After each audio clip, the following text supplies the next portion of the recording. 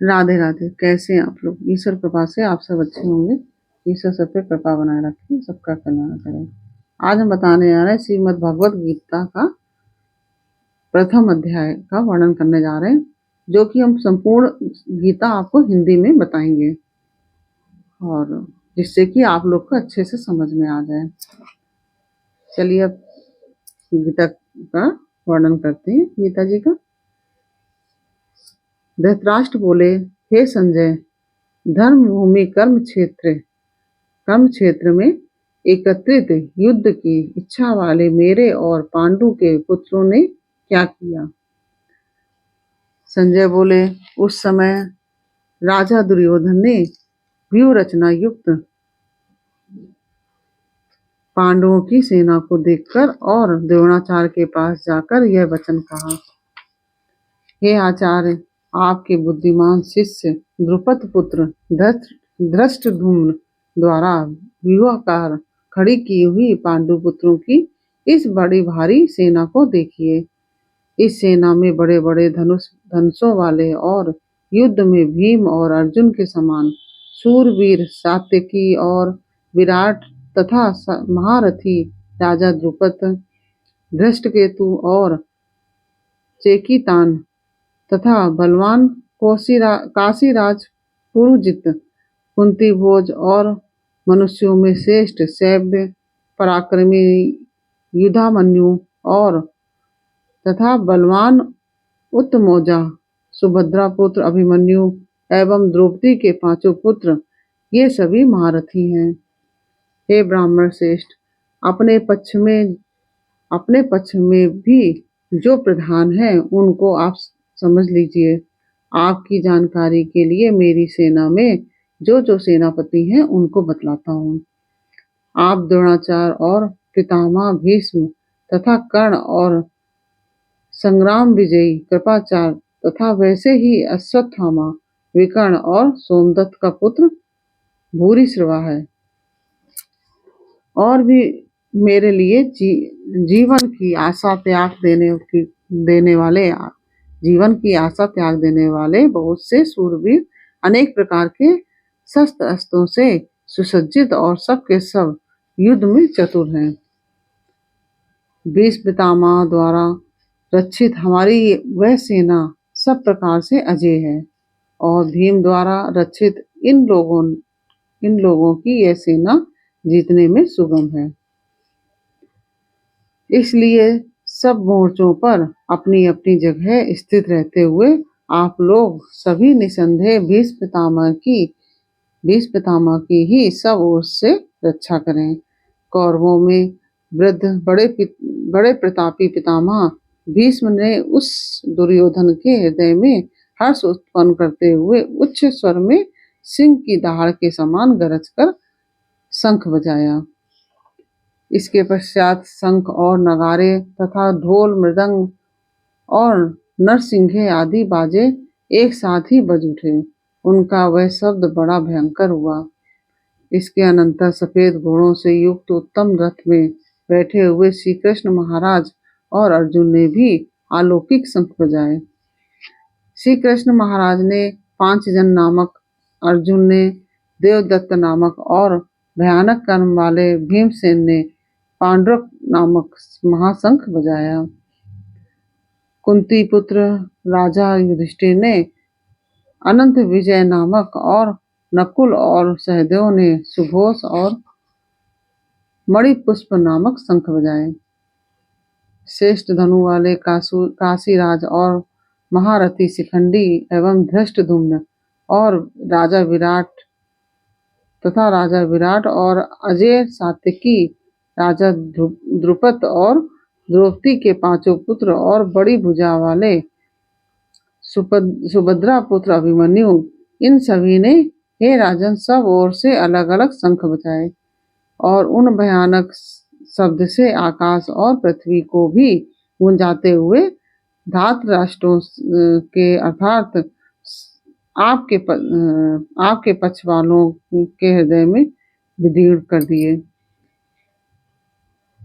हे राजन, इसके बाद कपिध्वज अर्जुन ने मोर्चा बांधकर डटे हुए धृतराष्ट्र संबंधियों को देखकर उस शस्त्र चलने की तैयारी के समय धनुष उठाकर ऋषिकेश श्री कृष्ण महाराज से यह वचन कहा, हे अच्युत, मेरे रथ को दोनों सेनाओं के बीच में खड़ा कीजिए और जब तक कि मैं युद्ध क्षेत्र में डटे हुए युद्ध के अभिलाषी इन विपक्षी योद्धाओं को भली प्रकार देख लूं कि इस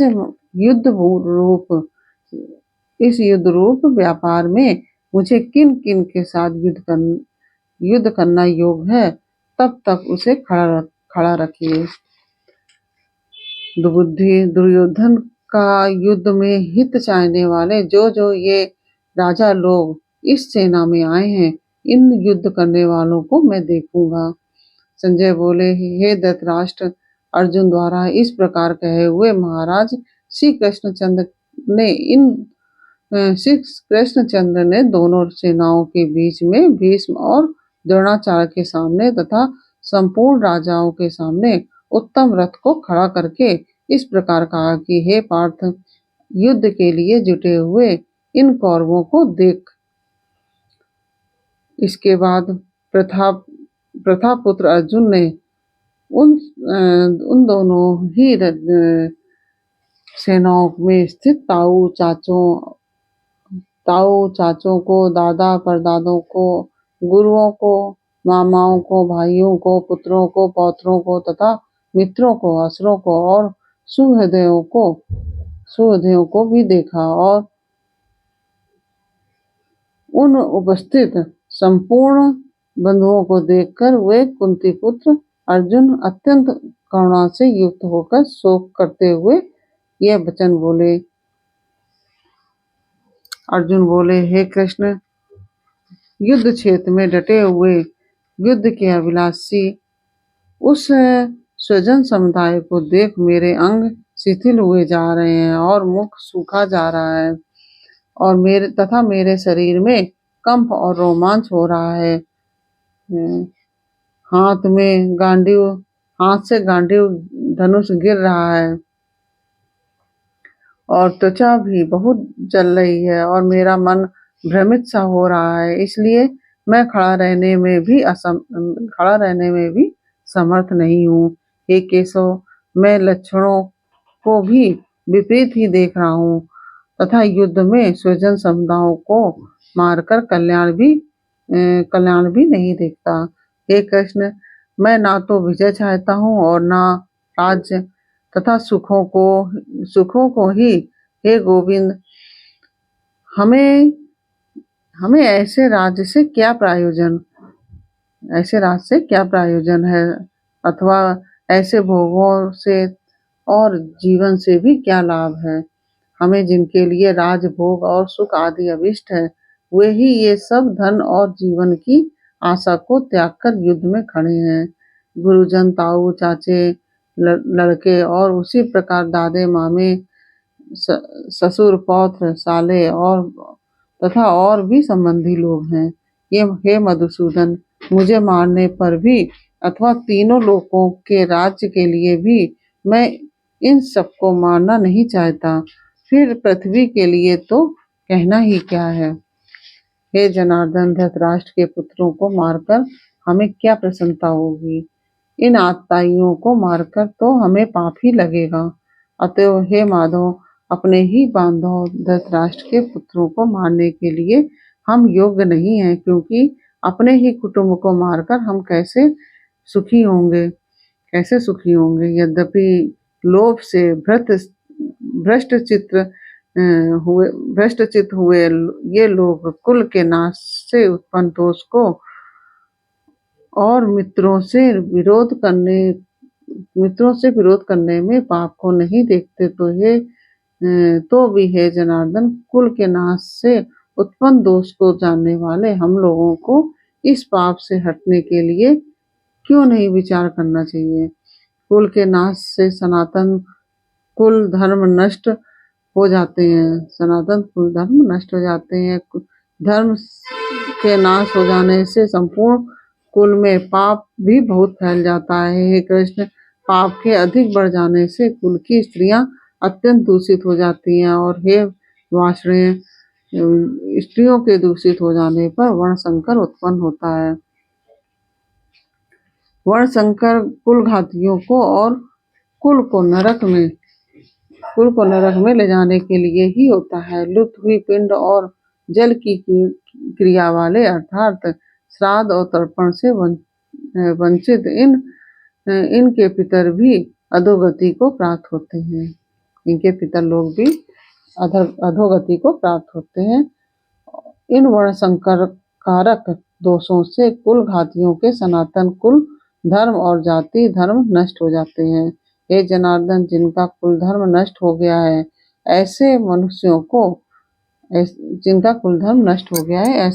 का अनिश्चित काल तक नरक में वास होता है, ऐसा हम सुनते आए हैं। हाँ शोक, हम लोग बुद्धिमान होकर भी महान पाप करने को तैयार हो गए हैं, जो राज्य और सुख के लोभ से स्वजनों को मारने के लिए उद्यत हो गए हैं। यदि मुझ शास्त्र रहित एवं कामना न करने वाले के शस्त्र हाथ में लिए हुए धृतराष्ट्र के पुत्र रण में मार डालें तो वह मारना भी मेरे लिए अधिक कल्याणकारक होगा। संजय बोले, रणभूमि में शोक से उद्विग्न मन वाले अर्जुन इस प्रकार कहकर वाण सहित धनुष को त्याग कर रथ के पीछे भाग में बैठ गए। इस प्रकार से यह प्रथम अध्याय पूर्ण हुआ। और यह अध्याय आपको कैसा लगा यह हमें कमेंट बॉक्स में अवश्य बताइए। अच्छा लगा हो तो वीडियो को लाइक शेयर अवश्य कीजिए, और यदि आपने हमारे चैनल को सब्सक्राइब नहीं किया तो प्लीज हमारे चैनल को सब्सक्राइब कर लीजिए और बेल आइकन बटन अवश्य दबा दीजिए, जिससे कि हमारे आने वाले सारे वीडियोस आपको प्राप्त हो सकें। फिर मिलते हैं आपसे अगले अध्याय के साथ अगले वीडियो में। तब तक के लिए राधे राधे।